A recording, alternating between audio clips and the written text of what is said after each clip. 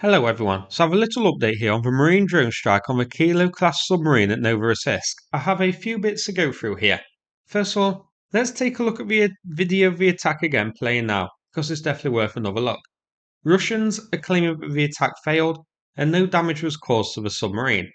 This is the same Russians who said that the Moskva was returning to port under its own power, and that no airframes were destroyed during Operation Spiderweb, or who constantly claim all drones are intercepted and then when debris lands on the burning oil refineries that we keep seeing. So, the Russian Ministry of Twaddle has got the ball rolling here. I definitely think that isn't the case. The sub is damaged, and possibly damage to the other submarine too, which I'm going to get to soon. Now, in this video, we see a nice big blast initially, and then what looks to be a smaller blast of some type shortly afterwards, suggested by some to be a secondary explosion. I'm going to burst that bubble. That isn't the case. It isn't a secondary explosion. It's just the way that the video has been edited and slowed down. This is just leftover vapour in the air after the silt and the dark water has disappeared. You can see it in these screenshots side by side here. So, this isn't a secondary blast as some people think. It's the remnants of the same one, what gives the impression that it is, thanks to some rather dodgy editing work here. Now, let's move on to the second sub, and this is the most interesting for me. Was there a second marine drone or something similar that hit this second submarine? For this, I'm going to go through some screenshots with the key areas highlighted, so bear with me. So the initial blast is here. Check out the little boats positioned in yellow moving past a warship. Here, on next screenshot, after the first bit of silt and stuff has settled, and the vapour is in the air, it's moved further forward along the warship. Now we're coming to the interesting bit. Here, just as the blast is dying down, we can see the little boat now near the front of the Russian warship. Now here, this is a split second in the video after that last screenshot, and we see that the small boat has now jumped position by maybe 10 to 15 meters. So, there is a couple of seconds cut in the video here. The spray on the left hand side has disappeared, but at this moment, we're seeing another blast at the tail end of the second Kilo submarine. Now, I initially thought this was falling debris. It's only when I looked closer at it today that I realised something was off. I noticed that cutting the video and the boat jumping positions, and I realised that the timing for this to be debris is all wrong. This second blast near the second Kilo submarine is just coming too late for it to be as a result of falling debris.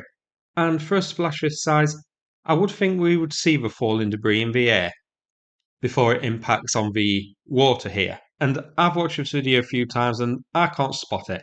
But then my eyes aren't very good. Maybe I've just missed it. Now this is difficult to analyse properly because the video is slowed down with Ukraine, with the first bit slowed down to showcase the blast. But even with the video roughly re-edited in order to be timed correctly so going at real speed, there is around 10 seconds between the initial big blast and the splash near the second sub. Maybe more, because remember, there is a cut in the video, a little jump of a few seconds as well. So, maybe around 13 seconds in total. I think that's too long a period of time for this to be falling debris landing from the initial strike. So, is it a second attack? Now, I'm going to play the second clip again because we have more evidence that it is. This time, don't watch the blast itself, watch the two warships just below the submarine. You can see here that they wobble. Whatever this second blast was, it was big enough to make two massive warships wobble like that. So, this impact of the water here isn't debris. Debris wouldn't be strong enough to have an impact like this to make two warships wobble. This has to be a second blast on the second submarine. It's the only thing I can think of.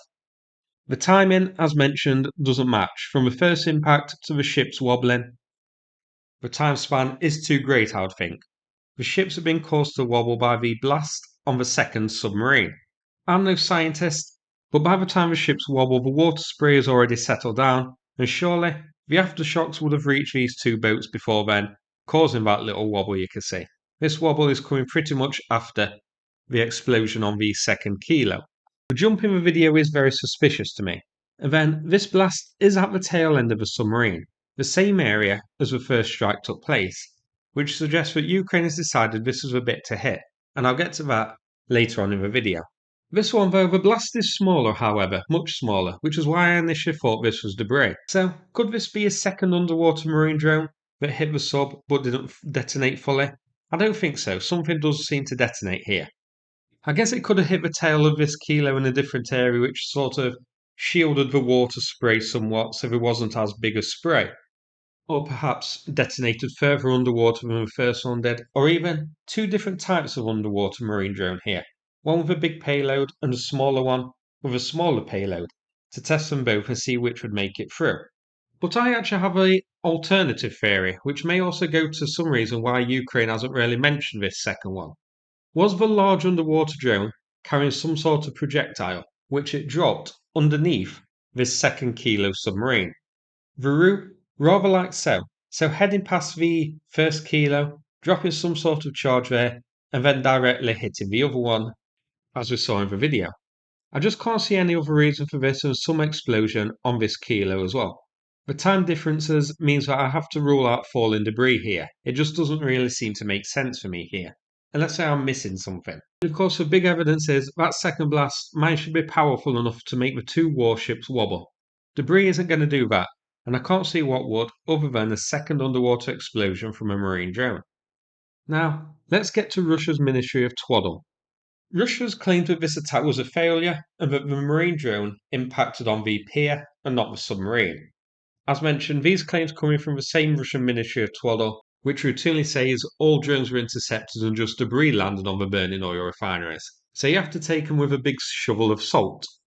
Well, we now have some low quality satellite imagery here from shortly before showing the submarine and the attack route.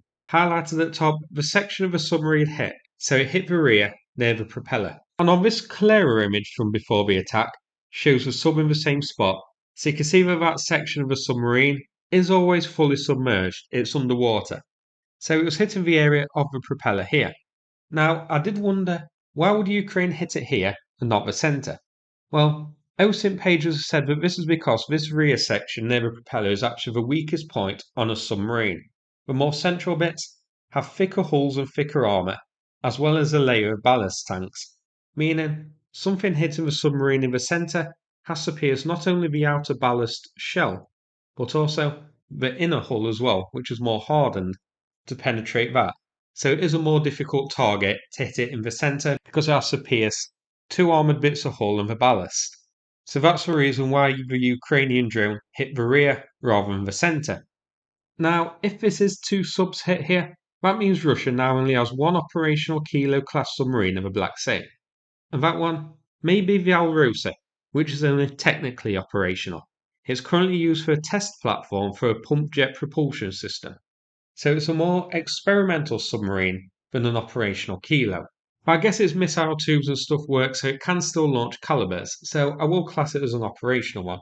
Of course though, we don't know which submarines here were hit. One of these two may have been the Alrosa, we can't be sure. Although I think the Alrosa is at Sevastopol. I guess we need to see some satellite imagery from there to be certain. So, it's looking like there could just be one remaining if indeed two subs were hit here. And I wouldn't say I'm on the fence as such, but hanging off my fence by the fingertips and ready to drop. Ukraine didn't claim a second sub hit, and they likely would unless we are keeping it quiet for whatever reason. And the video footage isn't all that conclusive by a long shot because of the way Ukraine edited it and filmed it and slowed sections down. It is hard to be sure. I'd love to see one in real time so we can be certain of the exact time between the initial blast and then the one on the other Kilo submarine and the ship's wobbling. But there are a lot of discrepancies here that make me think that something is amiss. Even sped up to more normal time. The timing of the initial blast followed by the final splash near the second submarine and the ship's wobbling is just too great for me. And of course, the small cut in the video which is suspicious. Maybe I'm putting two and two together and coming up with five, but I'm suspicious about it. I have a feeling two were hit here because of the weirdness of this video. I just can't see why that second blast near the submarine occurred to such a time span as it did from the initial blast on the first Kilo and being big enough to make the two warships wobble. So let me know your thoughts and stuff in the comments. A bit of a longer video here, and I hope I explained it quickly. I get the feeling I started wobbling and waffling a bit here, but it is quite a confusing one. Now, I'm going to play two videos from Cars for Ukraine about the new fundraiser with them. Big thanks to everybody who's helped out so far. The donation link is in the description. Thanks so much for watching, and take care, everybody. Доброго дня. Ми бійці 1027-го зенітно-ракетно-артилерійського полку. Зараз знаходимося на Київщині і тримаємо протиповітряну оборону Києва та Київської області від шахедів і ракет. Наразі потребуємо мікроавтобус для оперативної ротації особового складу.